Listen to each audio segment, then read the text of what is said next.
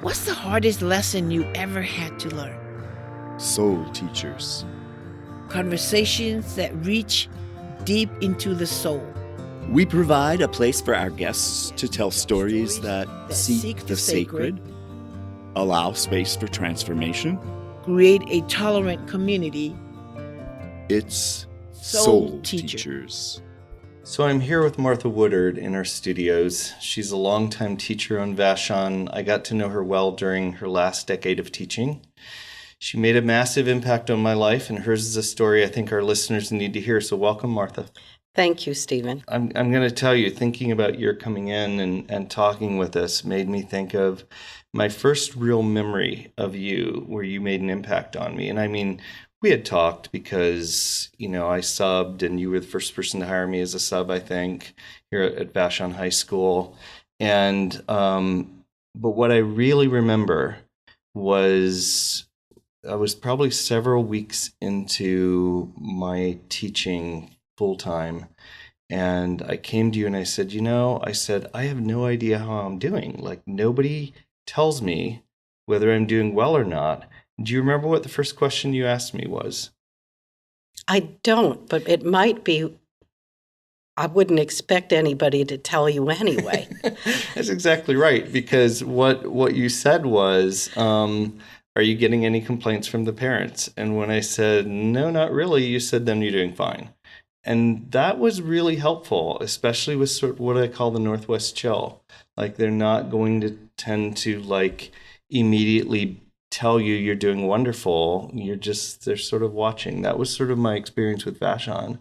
And I've been here longer than I've ever been in any school. Did you know that?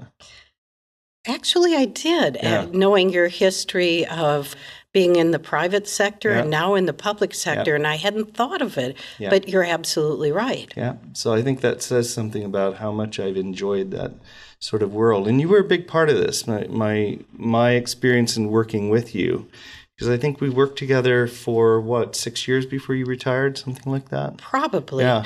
My sense of chronology is nowhere, never has been. Everything mushes together. And my memory of everything in my life is vignettes rather than chronological. Yeah. So I remember very much discussions in the classroom with you or discussions at humanities meetings, but I couldn't tell you what time or what day or what year. Teaching, I think, is a profession that is made really, really marvelous when you have the caliber of staff that we do. Because you spend a great deal of time talking about other things than the kind of asinine methodology type stuff that is printed in educationalese, and a lot more about the world and politics and literature, and the kind of people you want to hang out with happen to be at Vashon High School. Yeah. No, I mean, I knew that about the faculty when I first got here. One of the things you said is, nobody leaves Vashon High School. It's such a wonderful place to teach, and I would agree. So we're here to talk about you and your own experience. So you obviously care about people. I mean, we've already talked about how you took me under your wing when I first arrived on our island. And over the years that I've worked with you, the 6 years that I've worked with you, I noticed you've done that with a lot of other teachers, especially younger teachers. So why? I mean, what drives you to help other teachers become better teachers? I never think of it that way.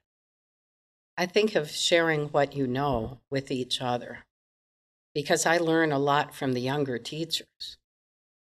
They come out with different methodologies. They come out in their generation, which has, the formative years that we have between 15 and 25 are really made by popular culture, by politics, by your geographic region and your background, so that while I might be able to help a younger teacher with the classroom management and all the nuts and bolts of teaching, what I learned from them is a different attitude towards the world and towards their approach to things. So it's not so much that I think of myself as a mentor, but as a colleague, and we learn from each other. I just read this morning a story in the Wall Street Journal about why mentoring is important, and it was interesting to see what it said about how important it is to not only have a mentor but also be a mentor. And what surprised me about the article, I'd often heard about like giving back to the world is important, but it said that mentoring is important because it allows you to keep learning from younger people.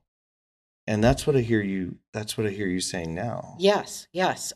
If we ossify in our own space, whether it be generationally, politically, culturally, then we become the stereotype, particularly in this profession, of the teacher that you would hate. Right. The person who pulls out the same lesson plan, who has already predetermined what the student is, what their colleagues are like, all of the stereotypes of what is wrong with public education. Yeah. And I really would challenge America as a society to say that that stereotype is simply that one might be able to accuse a few people of doing that, but they're the kind of people who would do that in any job. Right. It has nothing to do with teaching. Exactly. And everything to do with a mindset of not changing or not experiencing or experimenting. Yeah. And that is something that I think we all have to guard against. And it's easy to do, especially if you have the autonomy that teaching gives you. You know, maybe that leads to the next question. And when you look back on your teaching career, when you think about what drove you, because we've talked about what motivates you as a teacher, what are 3 things that stand out to you, moments that you would say really defined your teaching philosophy, shaped your teaching philosophy? I think it's, one, the teachers I had growing up. I patterned myself the day that I walked into the classroom, the first day that I started teaching. Before that, I sat down and thought very, very carefully about what I liked about public education as a student and what I didn't like, and the kinds of interactions and the kinds of teachers I had admired. And I tried very hard to keep that in mind when I first started teaching and throughout my career. The second is an unabiding belief in equality and social justice that I was raised with through both of my parents. Remember that my father was a Southerner, and he was born in 1910. So he and his background, particularly of the Deep South, really played a part in my upbringing because he was so enmeshed in the history of the civil rights movement and so caught up in it. And my generation was the generation that lived through the beginning of the modern civil rights movement. It carried through from my childhood all the way through college. So that to me, public education and civil rights were the same. That you can't have a democracy in this country that is functioning unless you give the highest quality public education to every child in America. So in that way, I thought public education was a very holy, if you will, calling. Not that I was holy, Right. but the institution is extremely important.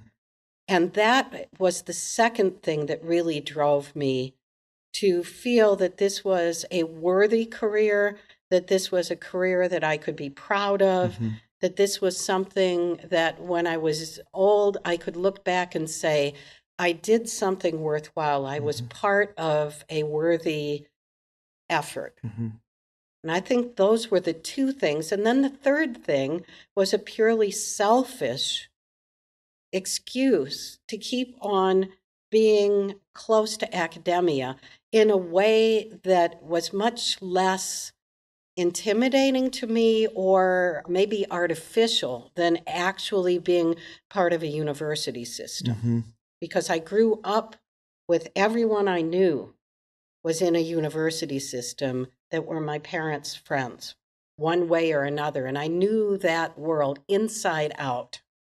It was not a world that I wanted to spend my life in. It was a world that I respected, but it was not the path that I wanted for myself.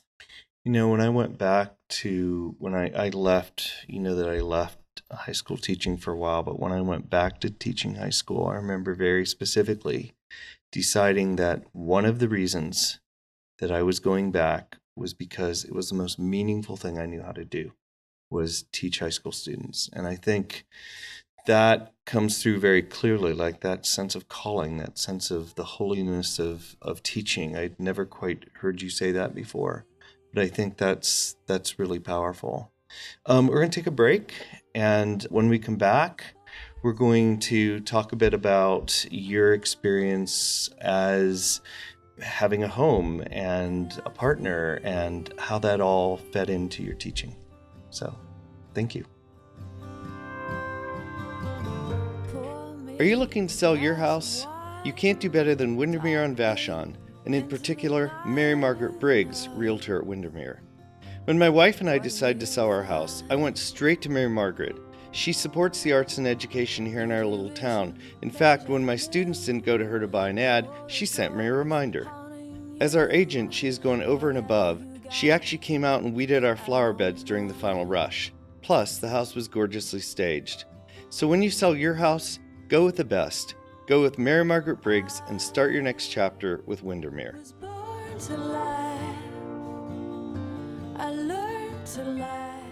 So I'm here with Martha Woodard in our studios. She's a longtime resident of Vashon Island and a beloved history teacher who recently retired. Welcome back, Martha. Thank you. So what have you been doing with yourself since you retired? I have been volunteering at Granny's Attic, which is the only sort of civic thrift store on the island. It donates towards medical needs of the community, and it's an incredible organization. There are 35 paid employees and about 150 volunteers. Wow. And we have been generating out of that store in little downtown Vashon about $8,000 a month in sales. It's crazy. So I noticed over the years that the kids who were not the academic stars, they were often the ones who sought you out as a teacher, as a friend. Why do you think that was? And my parents were not the kind of people who raised me to think of people in terms of labels, I guess is the closest thing.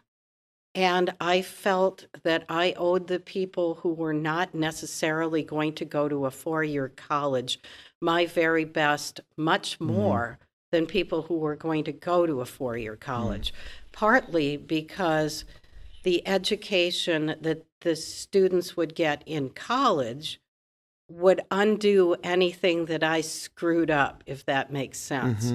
And that the people who were not going to go on and get what I valued as a liberal education that I believe is part of the humanist philosophy, that we should be taught in all the arts, art, poetry, history, culture, English, that the people who didn't go on and get a liberal arts education deserved the very best exposure to that liberal arts education that they could get.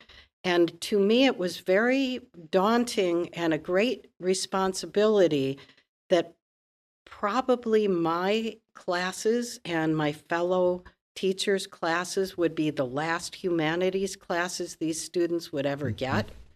And they wouldn't be forced into a humanities class with distributive points the way they do in a four-year school. So we had to be our very best for the students who were not going to go on to college. I also strongly believe that that kind of supercilious notion that all people should go to a four-year school or that academia has a status beyond other people is something that I always hated about the environment I grew up in. The people that I admired most, and I would put my parents in that category, were the ones that were in academia for the right reason, because they loved it, not for the status of being in a university. And that is what education is about. So we had to replicate, in my opinion, as much of a liberal arts education in high school for the sake of everyone who wasn't going to go on. So they had that exposure, because I don't think that labels, degrees, or what you do for a living has anything to do with your intellect or your learning. Lifetime learning is what we're all about. And if you aren't your very best with the folks that aren't going to be sort of saved by the fancy professors and the good teachers I had at the university, then you're doing them the most disservice. So most people say their partner supports them and they couldn't be who they are without them. And I know that John has no interest in teaching high school. Clearly what you love is teaching. How does that work out? How does he support you? How has he supported you over the years? One of the ways he literally supported me going through school when I went back. And he supported me at the sprout farm, turning sprouts in the night on the swing shift for 10 or 12 hours a shot. This is while you were going to college? While I was going to college. I went back to get a teaching certificate because I had already had a degree, and it took a year and a half at the University of Washington to do it. We had just bought a house. We had put everything we had down on the house. We were utterly dirt poor. And my husband worked 10 and 12-hour shifts in the freezing cold, turning sprouts to put me through school.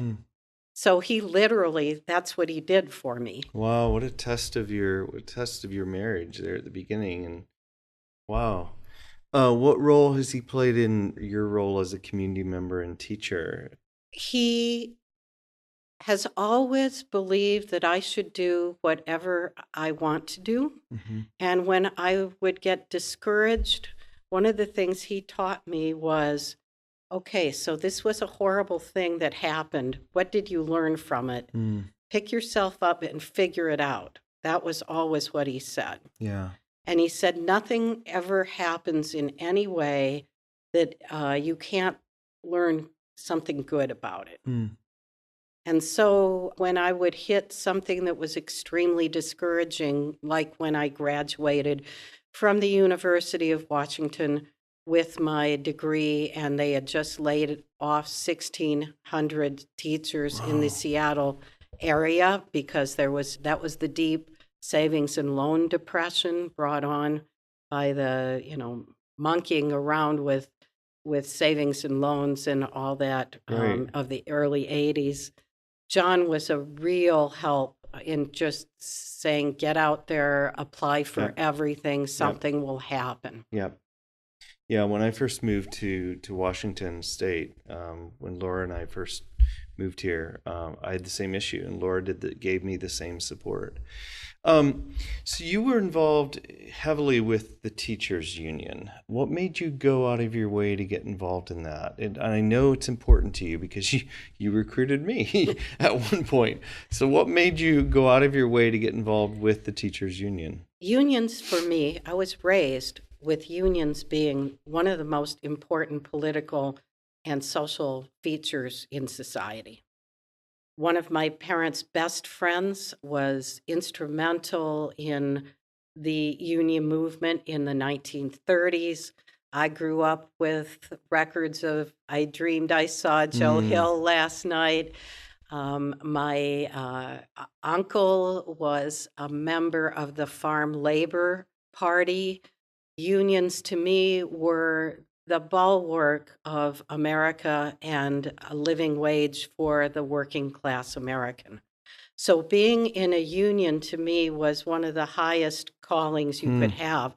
When I first came to Seattle, I became the steward for our local Retail Clerks International in downtown when I first started clerking for Bartell Drugs, and I was so proud to be in a union and have a union card, and we promptly went out on strike. It was a horrible strike. It was long. It was protracted.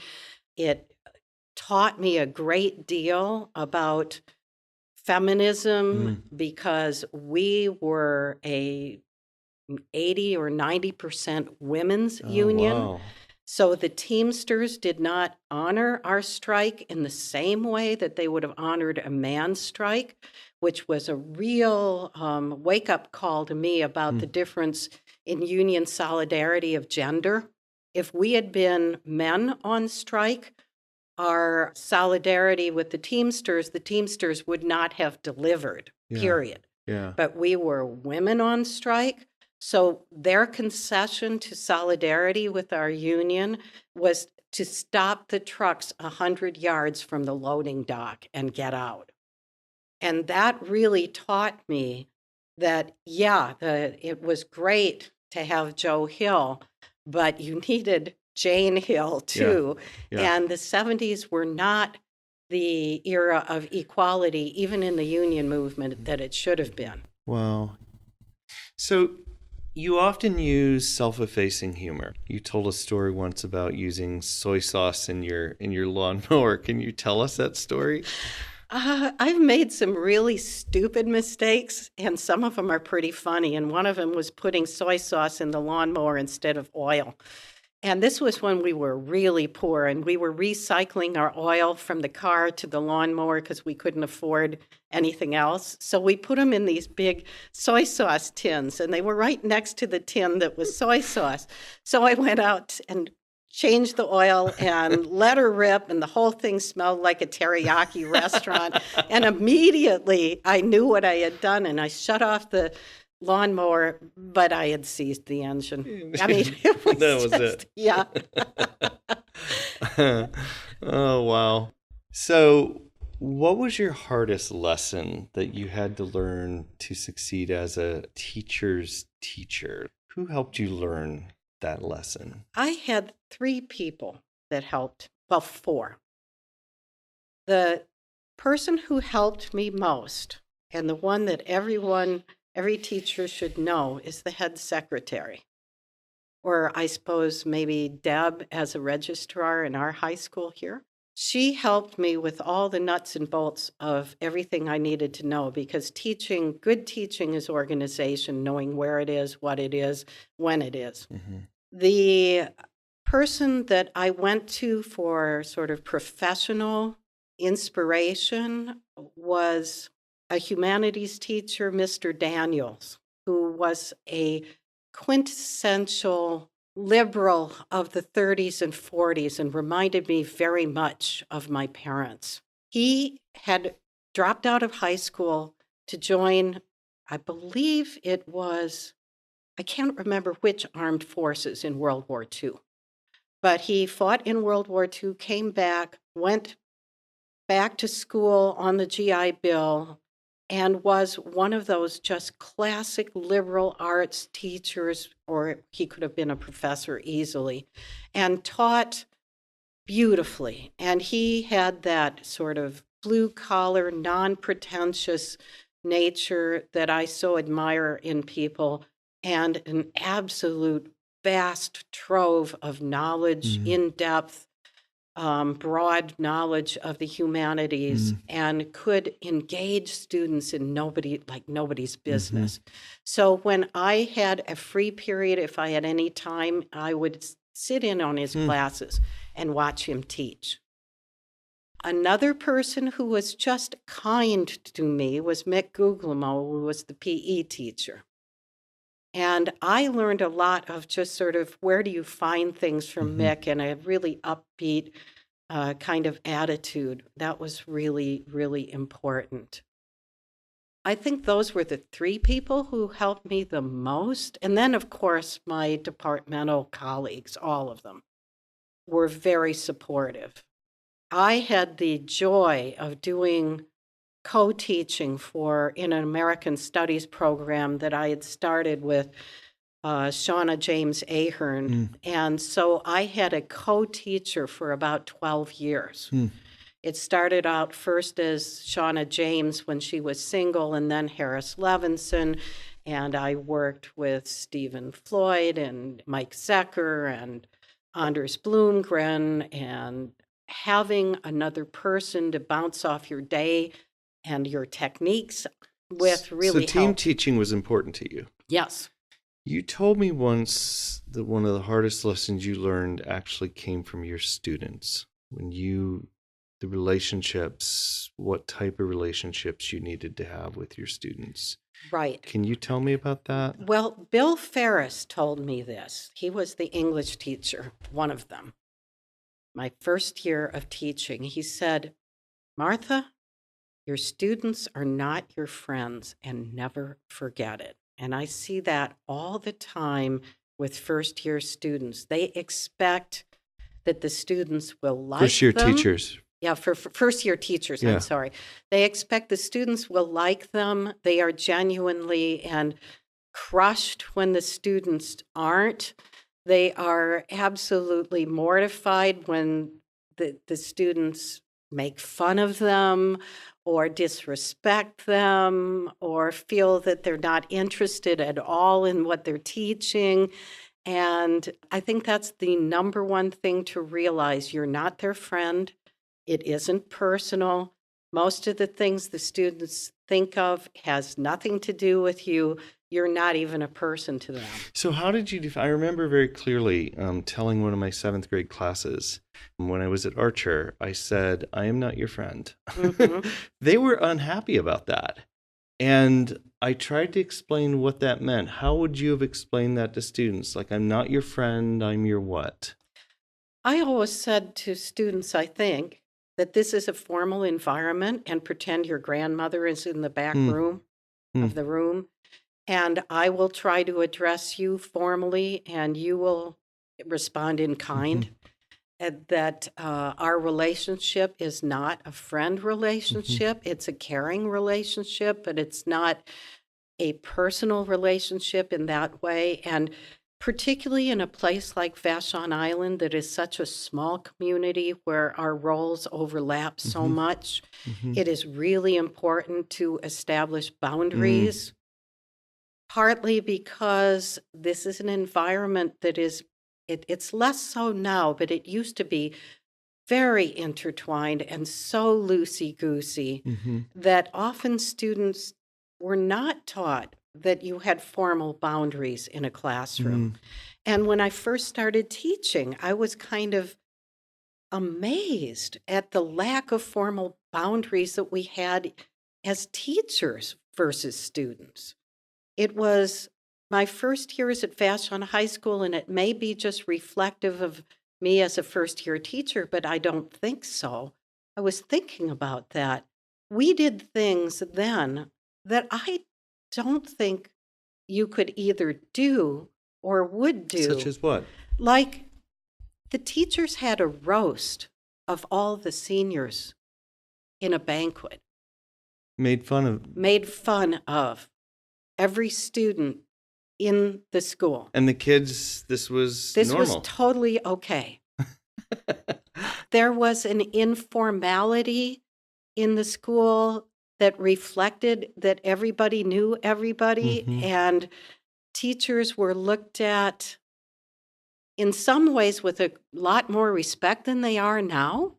But the boundaries were really blurred. And I thought it was very odd coming from a huge school system into this very small, very intertwined system that grew up and became more and more formalized as I think I hit the tail end of that kind of 50s, 60s small town relationship. I hit the tail end of that in the early 80s. So it was interesting to say the least. Well, thank you so much for coming in and spending time this afternoon. I always learn so much when I talk to you, and I want to thank you for coming in and sharing with us. Thank you. Thanks for joining me on Soul Teachers. This episode was directed by Amy Wagner, produced by Andy Callender, edited by Brandon Fairbanks, and researched by Dr. Eric Bishop. Our theme music, Born, is by Over the Rhine. Our website, www.thesoulteachers.com, was built by Each and Every, a design company in Kent, Ohio. You can find us wherever podcasts are hosted. We hope you'll like us on Facebook at The Soul Teachers. You can follow us on Twitter at teachers_soul. I am your host, Stephen Denlinger.